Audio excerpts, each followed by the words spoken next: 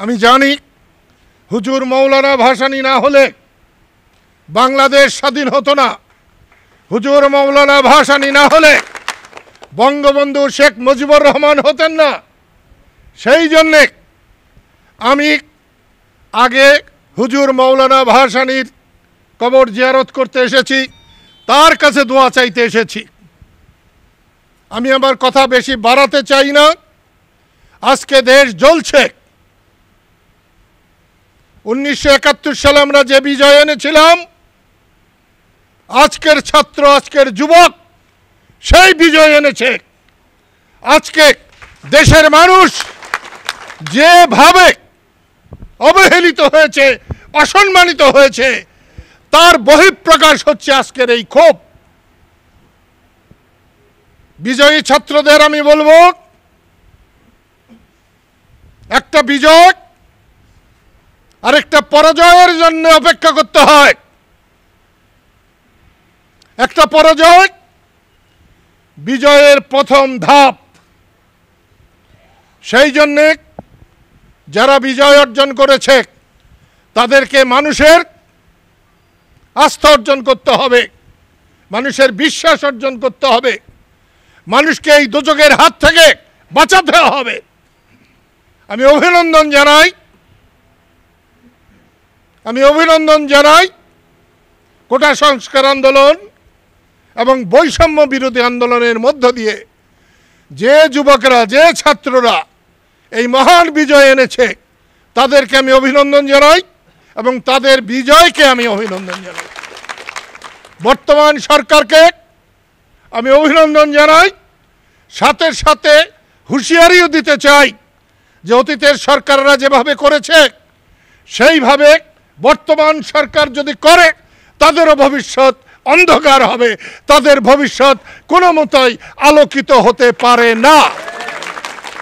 সাধারণ মানুষের জানমালের নিরাপত্তা দিতে হবে। পুলিশরা আজকে থানায় নাই, ঘরে বসে আছে। পুলিশদেরকেও বলবো, তোমরা থানায় যাও। এত বীরসাদ ছিল এক সময় অন্যায় হুকুম মানবার জন্যে, আজকে ন্যায়ের হুকুম, আইনের হুকুম তোমরা মানবে। আইনের বাইরে তোমরা পা ফেলবে না, তোমাদের কেউ কিছু বলবে না।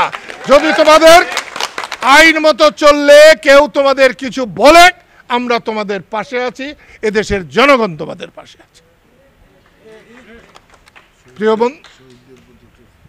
প্রিয় বন্ধুরা, যারা এই আন্দোলনে শহীদ হয়েছে তাদের আত্মার মাগফিরাত কামনা করি। তাদের পরিবার পরিজনের প্রতি আমরা সমবেদনা জ্ঞাপন করছি। সাথে সাথে বলবো, কোনো ভাঙচুর, কোনো রকম অগ্নিসংযোগ আর যেন কেউ না করে। কোমলমতি ছাত্রদের আন্দোলনের সুযোগ নিয়ে যারা শত্রুতা সাধন করবে, শত্রুতা সাধনের চেষ্টা করবে, তাদের ভবিষ্যৎ ভালো হবে না। আমি বারণ করছি এবং সরকারকে আমি বলছি, তারা যেন সচেষ্ট হন, তারা যেন মানুষকে শান্তি দিতে পারেন, তারা যেন মানুষের মালিক না হয়ে মানুষের সেবক হওয়ার চেষ্টা করেন, তারা যেন মালিক না সাজেন। সংখ্যালঘু আর সংখ্যাগুরু বলে আমার কাছে কিছু নাই। আমি মনে করি এদেশের সবাই আমরা মানুষ। হিন্দু সম্প্রদায়ের প্রতি কোনো রকমের বৈষম্য করা হলে, তাদেরকে হুমকি দেওয়া হলে, তাদের জীবন যদি কোনো রকম হুমকির সম্মুখীন হয়, তাহলে তার পরিণতি ভালো হবে না। আমি আবারও বলছি, প্রিয় বন্ধুরা, এই সময় আমার দলের অসংখ্য কর্মীরা এখানে উপস্থিত হয়েছে। আমি খুব খুশি হয়েছি। আমার বড় ভাই লতিফ সিদ্দিকী বলেছেন তিনি আর রাজনীতি করবেন না। আমি তোমাদেরকে বলছি, আমার শেষ শ্বাস যেন রাজনীতি করতে করতে করতে আমার যেন শেষ শ্বাস বেরিয়ে যায়। আমাকে যেটুকু দোয়া করবেন, যেটুকু সমর্থন করবেন, ওটুকু নিয়েই আমি খুশি আছি। আমি দেশের মানুষের পাশে থাকতে চাই, পাশে থেকে আমি মরতে চাই। 1975-এ বড় বড় আওয়ামী লীগের নেতারা তারা ইঁদুরের গর্তে লুকিয়েছিল, আজকে ইঁদুরের গর্তে না বাইতানের গর্তে ঢুকিয়েছে। আমি বলবো তোমরা এই গর্তে লুকিয়ে থেকো না। শেখ হাসিনা আর বঙ্গবন্ধু শেখ মুজিবুর রহমান এক কথা না। বঙ্গবন্ধুর বাড়ি পোড়া ধ্বংস করা এটা বাংলার মানুষ কোনো মতেই মেনে নেবে না। বঙ্গবন্ধু আর স্বাধীনতা এক জিনিস, বঙ্গবন্ধু আর বাংলাদেশ এক জিনিস, বঙ্গবন্ধু আর মুক্তিযুদ্ধ এক জিনিস। বঙ্গবন্ধুকে অপমান করা হলে মুক্তিযুদ্ধকে অপমান করা হয়, বঙ্গবন্ধুকে অপমান করা হলে বাংলাদেশকে অস্বীকার করা হয়।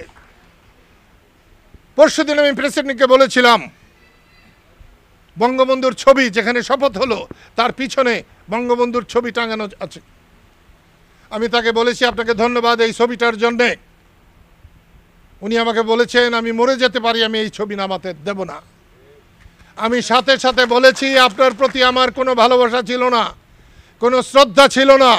এই এক কথার জন্যে আমি যতদিন বেঁচে থাকবো আপনাকে আমি সম্মান করে যাব। আমি আবার বলছি 15 তারিখ 15 আগস্ট জাতীয়ভাবে শোক দিবস পালন করা হয়েছে। আমি জানি না এই সরকার কি করবে, কিন্তু আমি চাই জাতীয়ভাবে শোক দিবস পালন করা হোক। বঙ্গবন্ধু আর আওয়ামী লীগ এক কথা নয়, বঙ্গবন্ধু আর শেখ হাসিনা এক কথা না। আমি আমার কর্মী বন্ধুদেরকে বলবো গ্রামে গ্রামে যাবা, মানুষের কাছে যাবা। আজকে রাস্তায় দেখে আসলাম যত জঞ্জাল ছিল সব আমার ছোট্ট ছোট্ট বাচ্চারা ধুয়ে মুছে পরিষ্কার করে সেখানে কি সুন্দর সুন্দর ছবি আঁকছে, কথা লিখছে। কুকথাকে মুছে ফেলে সুকথা লেখবার, সুকথা তুলে ধরবার চেষ্টা করো, দেখবে তোমাদের বিজয় আসবে। আমি আর কথা বাড়াতে চাই না। আমি আল্লাহর কাছে প্রার্থনা করি আল্লাহ যেন আমাদেরকে মানুষের সেবা করার শক্তি দেয়। মৌলানা ভাসানী হুজুর আপনার কাছে প্রার্থনা করি যতদিন জীবিত ছিলেন যখন যা বলেছেন জীবনের পরোয়া করি নাই। আজকে আপনি পরপার থেকে দোয়া করুন আমরা যেন মানুষের পাহারাদার হতে পারি, আমার এই গামছার দল যেন মানুষের পাহারা দিতে পারে, এই আশাবাদ ব্যক্ত করে সবাইকে ধন্যবাদ দিয়ে দেশের শান্তি প্রতিষ্ঠা হোক। বর্তমান সরকার শান্তি প্রতিষ্ঠা করতে সফলকাম হন, এই আশাবাদ ব্যক্ত করে আমি আমার কথা শেষ করছি। খোদা হাফেজ। যিনি গণমানুষের নেতা ছিলেন, যিনি মানুষের অধিকারের জন্য লড়াই করেছেন, কোনো ক্ষমতার দম্ভ, সম্পদের লোভ যাকে আকৃষ্ট করেনি, প্রলুব্ধ করেনি, সেই মহানায়ক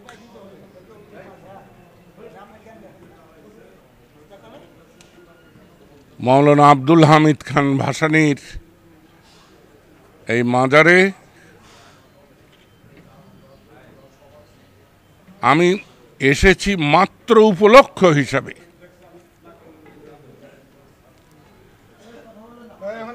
লক্ষ্য হলো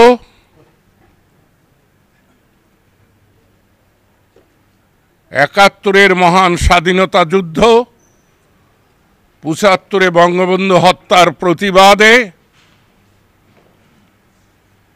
যে প্রতিরোধ যুদ্ধ শুরু করেছিল এবং আজও লড়াই করে যাচ্ছে।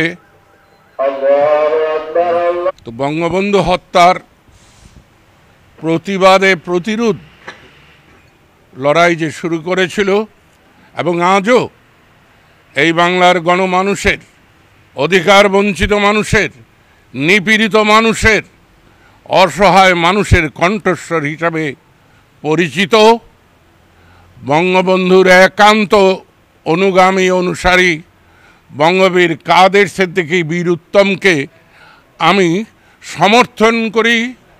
তার সঙ্গে আমি আমৃত্যু থাকব, কিন্তু কোনো রাজনৈতিক দলের সঙ্গে আমি আর জীবনে সম্পৃক্ত হব না। এটা মৌলানা ভাসানীর এই মাজারে দাঁড়িয়ে আমি বঙ্গবীর কাদের সিদ্দিকীকে টাঙ্গাইলবাসীর সমর্থন, বাংলার মানুষের সমর্থনে যে কোনো ত্যাগ শিকারে এগিয়ে যাওয়ার জন্য আমি আহ্বান জানাচ্ছি। জয় বাংলা, জয় বঙ্গবন্ধু। মৌলানা ভাসানীর আমাদের চিত্তকে শুদ্ধ করুন। আসসালামু আলাইকুম।